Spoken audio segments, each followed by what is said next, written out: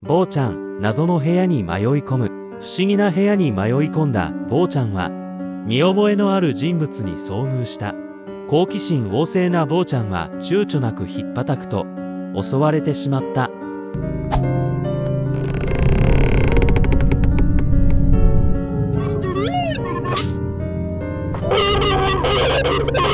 叩かれたしんのすけの怒りは凄まじく、坊ちゃんは45秒間全力で追いかけられていた。しかし突然急停止した坊ちゃんは、しんのすけを回避することができついでにお腹も減っていた。そして暴飲暴食を繰り返していると、坊ちゃんの体に異変が起きた。